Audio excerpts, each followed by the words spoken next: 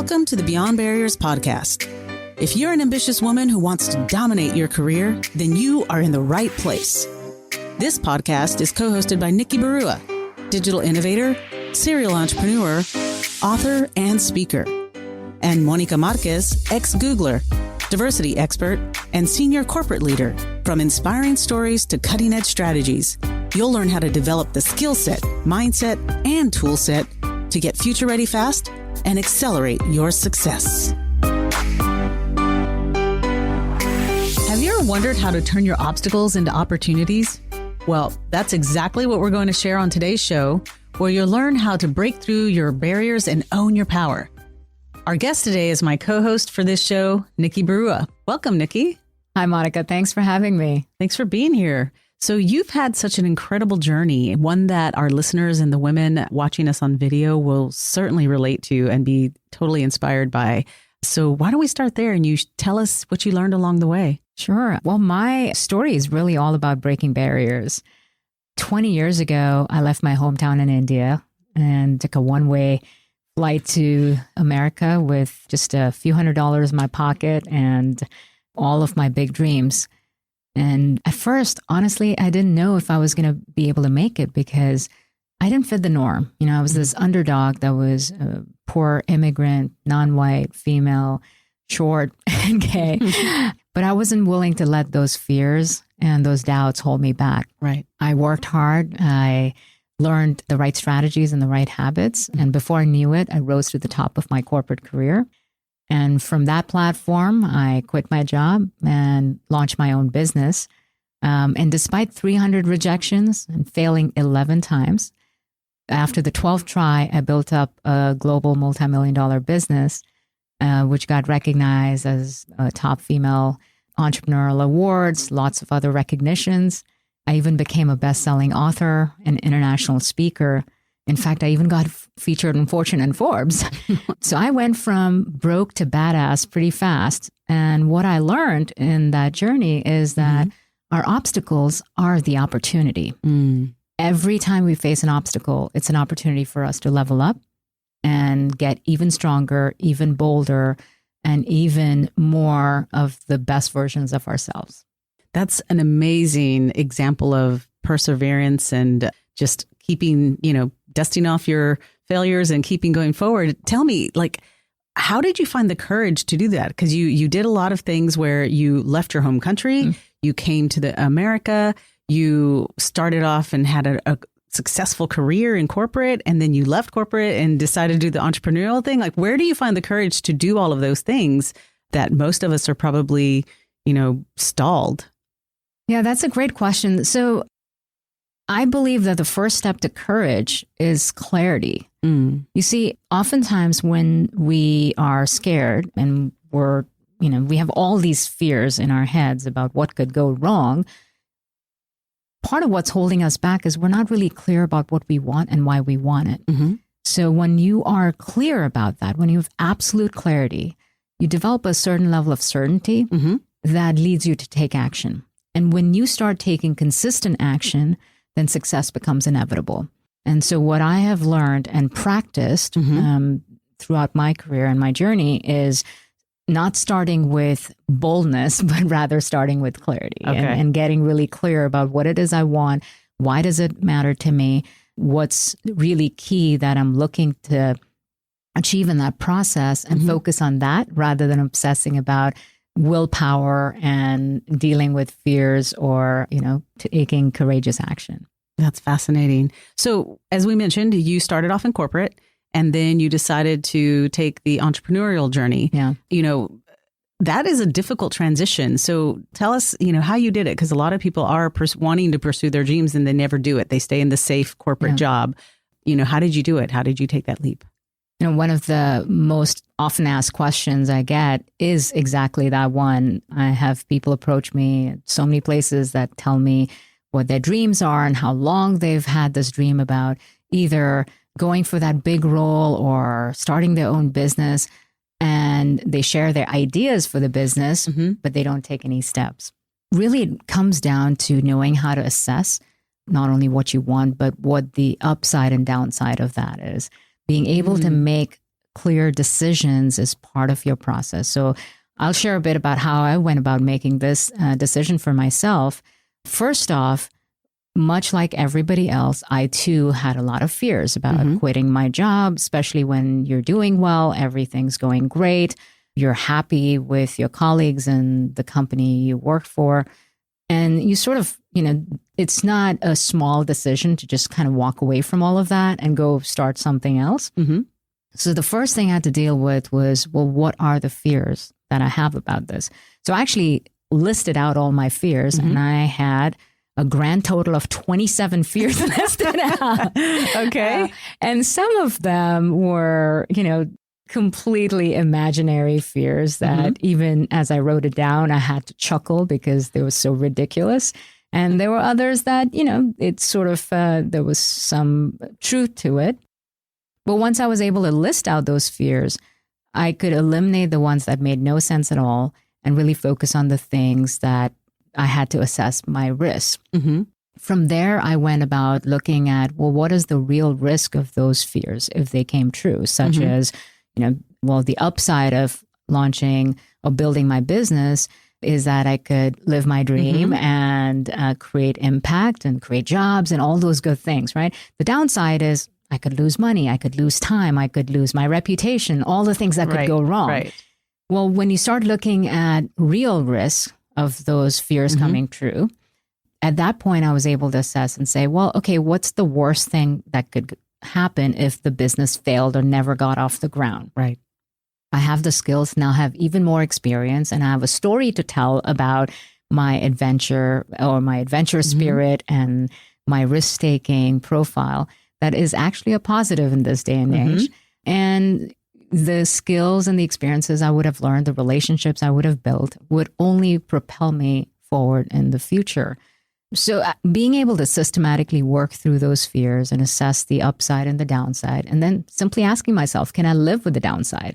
And for me, the answer was very clear. Yes, I could live with the downside because I would regret never following my dream much more than experiencing short-term pain or loss. And with that clarity, I was able to step into, my future and follow my dreams and quit my job and launch the business. I love that. I love the weighing out the upside and the downside. So clearly, like you said, the upside outweighed the downside. So you quit your job and you decided to pursue your business. So what's it like starting a business? What did you learn? What were the things that you encountered as you started?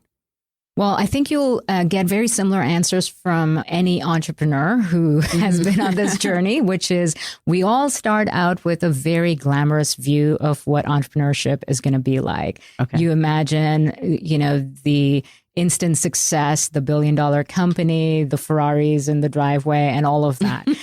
The truth is, it's a lot of grueling hours, a lot of hard work, a lot of rejection, a lot of failure, and constantly trying to figure out how to identify the right customers whose problems you can solve with a solution that's better than what's out there. And that process of constantly learning, adapting, and pivoting can be quite painful because you lose money, time, effort, all of that in chasing it. And success can sometimes be elusive. And it's also a pretty lonely journey because you don't have the resources or the guardrails or oftentimes even a team kind of figuring all this yourself. In my case, I had to deal with over 300 rejections day after day after day. And to wake up every morning and to get back on the horse, so to say, and be willing to try again, to live another day and to go back through the routine and not lose focus. That took a lot of discipline and the right kind of mindset. And focusing on the things that didn't work, letting go of that and trying something new constantly. Even after the failures that I experienced, some pretty significant failures that had tremendous financial consequences, through all of that was looking at failure as feedback and constantly improving what our solutions were. In that, throughout that process, what I learned was that entrepreneurship isn't so much about building the business. It's a journey of self-awareness. You learn so much about yourself what you're made of, what your strengths are, what your weaknesses are, how you operate under stress or duress. And it teaches you so much of yourself because there's no place to hide. You just have to be fully yourself. The 3 big lessons that I learned, and this is equally true whether you work for a company or you're building your own, is number 1, it all comes down to focus. You have to know your one thing, who the one customers that you want to serve or market is that you want to serve, what makes you unique and valuable, and what you want to dedicate your time to. So focus is absolutely critical. The second is leverage. It's very hard to achieve anything without leverage. In fact, it's not the smartest way to do things if you try to do it all by yourself. And leverage comes from capital, from relationships, from technology, from intellectual property. But you need to identify what kind of leverage you have or need and go get it. And the third is massive and consistent execution. The best ideas in the world don't mean much unless you are taking action. And to be able to do that, you have to play to your strengths. And if you have a team, you need to make sure that they're all playing to their strengths and you have the right people in the right roles with the right mindset. So what I hear, an important thing is the consistency and the execution. I love where you're talking about focus and finding that niche, and then basically distinguishing yourself from others, and then also leverage. And it seems like these are all habits that you tend to kind of consistently do. Tell us a little bit more about what are some of those habits, or like what are the habits that you use that help you be successful and land this multi-million-dollar company? Well, habits are truly a superpower. If you look at any successful person, whether they're an actor, an athlete, or an entrepreneur or a great leader, if you look behind the covers, they're all a product of great habits, of successful habits. And the reason habits matter is because it allows you to have that massive and consistent execution, because execution is the only path to success. But it's very hard to stay consistent. You can start off with a bang. It's kind of like a New Year's resolution, right? You kick off and you're like, oh, I'm going to work out every single day. And 45 days later, your gym membership is just sitting around unused and you're not thinking about the promises you made to yourself. So it's very hard to sustain that kind of momentum unless it becomes a habit. So when it's a habit, you're not making a decision about whether you should take that action or you should not. You're not thinking. You don't have to use willpower. It's just automatic. It becomes muscle memory. So if you want to develop a skill or achieve success in something, then you need to identify what is the power habit that actually drives that success. So for example, if your job involves sales, well, the habit in that is not about making your numbers. The habit in that is, what do you need to do on a daily basis? Is it outreach? Is it number of meetings you need to have? So focus on the habit you need that will make you successful in that role. And if you focus on the habit or the action that is important, turn it into a habit by consistently doing it. And once it becomes automatic, the actions are effortless. And when the actions are effortless and consistent, success is absolutely inevitable. I love how you say habits are superpowers. So tell me, what is your superpower habit? Like, what is the secret to your success? It's going to sound really nerdy, but my habit that I really think has propelled me to all the successes I've had, but also helped me get out of difficult times and deal with failure and setbacks. And that habit really comes down to my daily power hour. Kick off my day with a daily ritual that allows me to get really centered, really focused on the one thing that matters that day.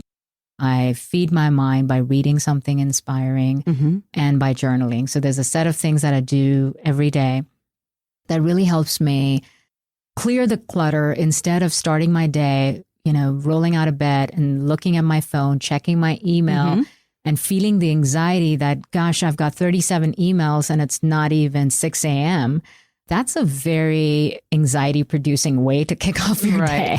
So when you look at the news or check your email, you're already feeling frazzled. You're already feeling anxious.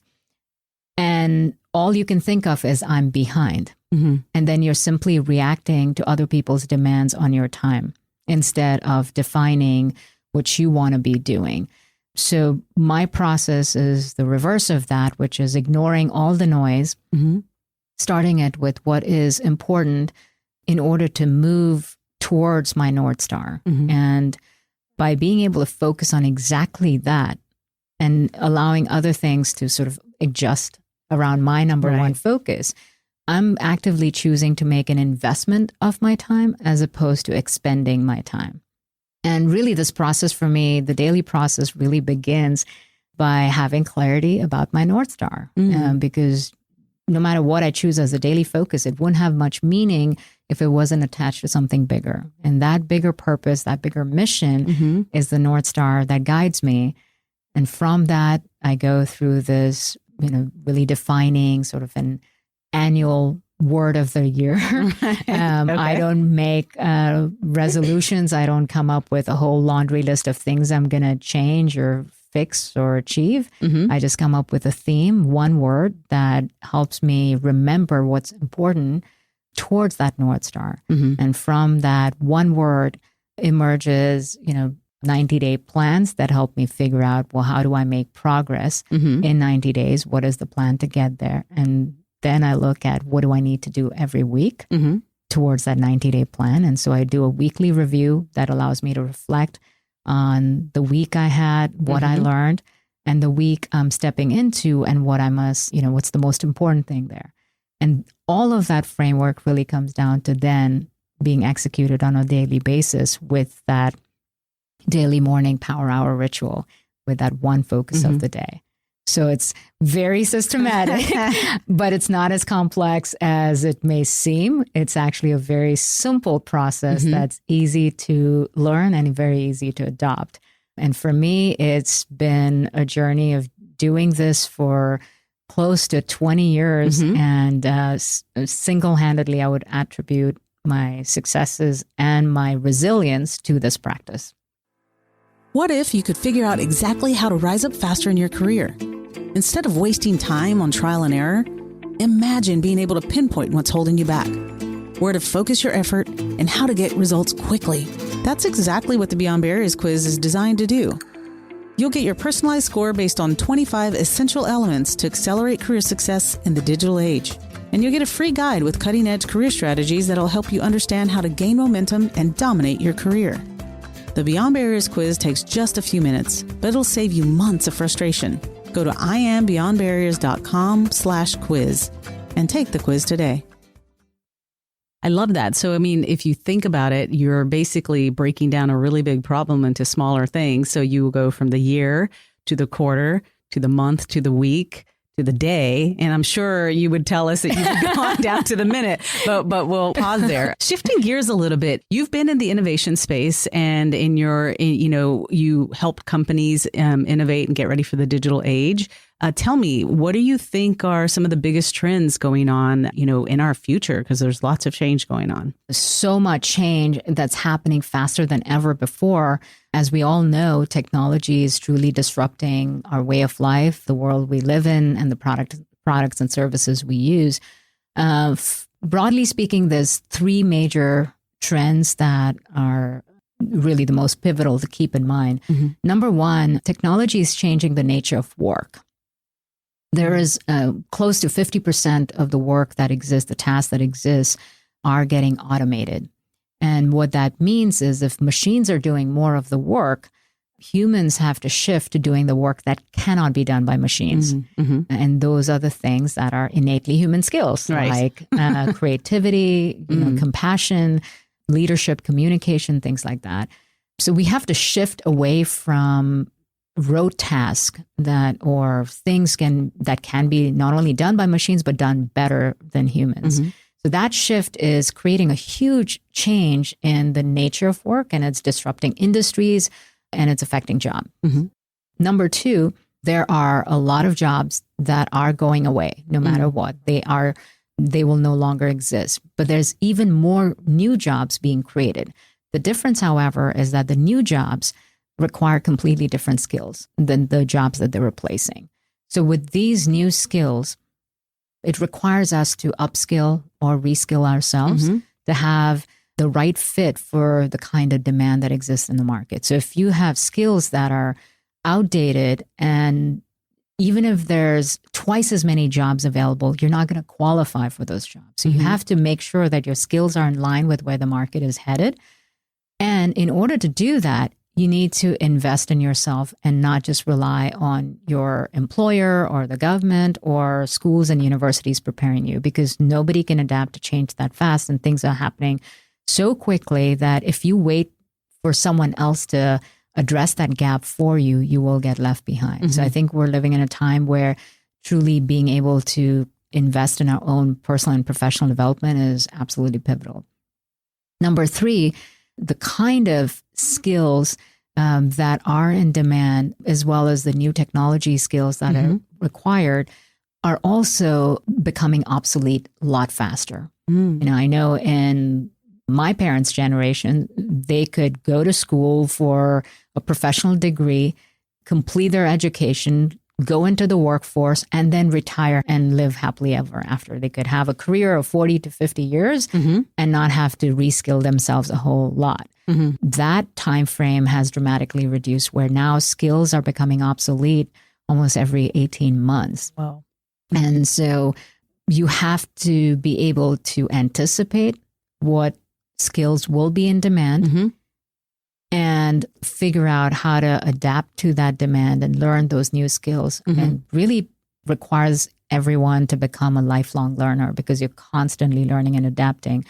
Whatever you're great at today, there isn't going to be a market for that tomorrow, or certainly not in the same form. So you have to figure out, how do you get ahead of the curve and disrupt yourself instead of being disrupted?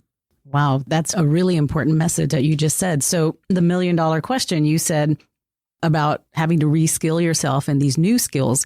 What are the new skills that are going to be in demand? Do you have a point of view on that? Yes. Given how digital our world and the nature of business is becoming already, fundamentally business models are changing, where it's the core of the business is built upon technology, not just digital marketing, but truly digital business models. Great examples are Uber or Airbnb, which are companies that are entirely digitally born and bred and have scaled up very fast. So because of that kind of scale, the demand for technology-driven skills is really going to be at the core of that demand. And when I say technology-driven skills, I don't just mean software skills or coding skills, but there are a lot of things that revolve around that, just being in that space. So whether it's design skills, being able to design digital products, or project management skills, or knowing how to do marketing in a digital context. So anything that revolves around digital and technology is going to have massive demand and will continue to grow in that.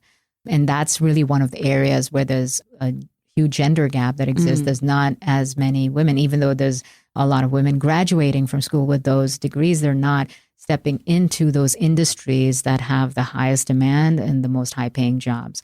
So the growth for technology and digital-driven skills is going to be extremely high. Secondly, there's also going to be an increase in the demand for the soft skills, the social and emotional skills. We will have to learn how to coexist with machines and operate in a digital context. So one of the top requirements will be the need for complex problem solving. Being able to lead in a fast changing environment requires a different kind of leadership skill, communication, creativity, adaptability. So these are all the skills that will also grow in demand. And frankly, there's a gap again in the marketplace where companies are looking for people with these kind of skills. They're looking for people with these soft skills, with the sort of agile learning skills, with the complex decision-making and problem-solving skills. And there's a gap because there aren't enough programs that are training people to really develop the soft skills for the digital age. There's a lot of soft skills training, but they're outdated. Right. That training doesn't prepare us to succeed in the environment that is fast changing and virtual in many ways and highly complex.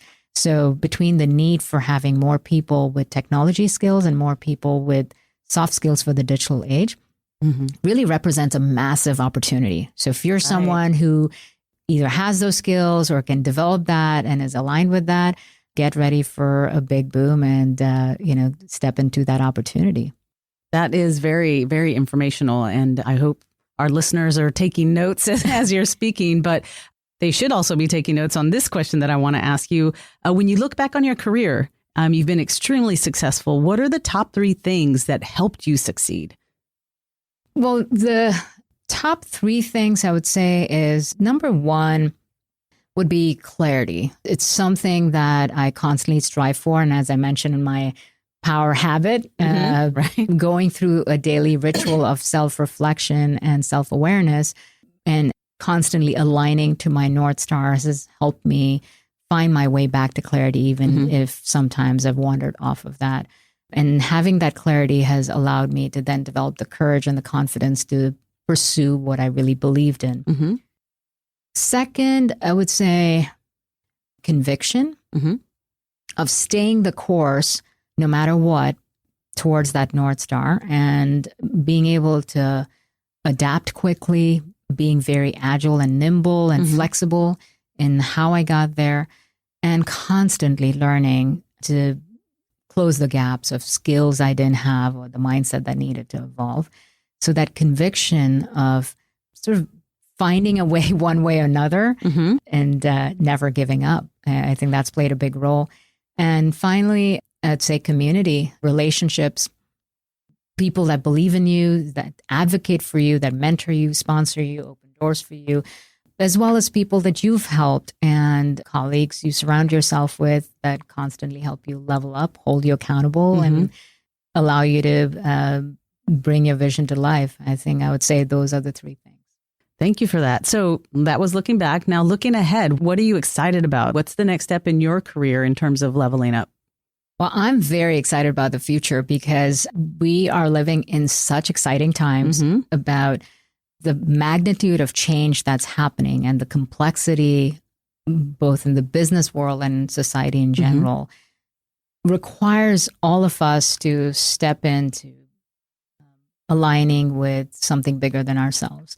On one hand, we're facing some of the most complex challenges, whether it's the environment or it's healthcare or education or politics, you name it. There's a lot of very complex and big problems to solve. And as we're transitioning into a new era, it always requires a lot of change and adaptability. But on the other hand, it's also exciting that we're living in a time where you can participate in solving those problems and potentially play a key role in that. I think because of this context that we live in, the role of business has fundamentally changed. It's no longer what companies believe their responsibility was, 20, 30 years ago, which was all about maximizing shareholder value. Right. Every company, especially the big public companies, their focus was entirely on, how do you increase shareholder value, increase profit, everything down to the bottom line. That doesn't work anymore. It's not about shareholder value. It's about stakeholder value. We are stewards of society. Every business is a steward of society. And you have to think about the products and services you're creating. How is it affecting the world positively? The people in your company, your employees, how are they empowered to do their best work? Do they have the autonomy? Do they have a sense of purpose? Do they feel a connection to contribute towards something bigger? And then to your customers, are you helping them lead better, healthier, happier lives? And so that kind of context places a very different responsibility where it's about purpose, not just about profit.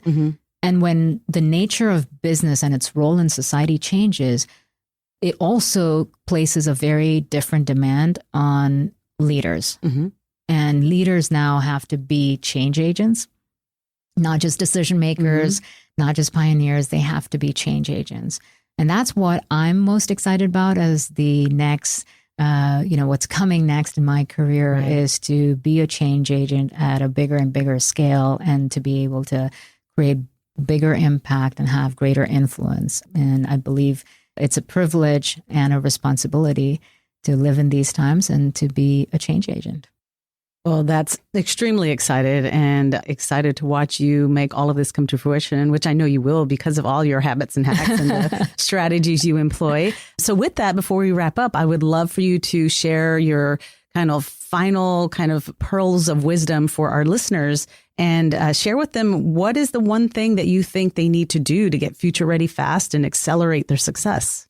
Well, and everything I've shared throughout this interview is giving a glimpse of the magnitude and the pace of change, whether it's about business, about technology, about society. And when things are changing that fast, it's not just about survival of the fittest like it used to be. It's really becomes about survival of the fastest. Mm-hmm. And you have to be moving faster than the pace of change so you don't get left behind and that you're able to contribute and create impact. And the secret to all of that is learning your power habit. So my recommendation to the listeners would be focus on being a continuous learner, focus on being an agile learner who is not afraid of new things, who's not afraid of change, but is just open and curious and humble and willing to go out there and embrace new things. I love that. Thank you so much for taking the time and sharing with us all of your amazing, informative, tangible habits and hacks. And I don't know if there's a listener out there now that isn't inspired and doesn't have the confidence now to just take the world in their hands and make it their own. Thanks so much, Nikki. Thanks for having me.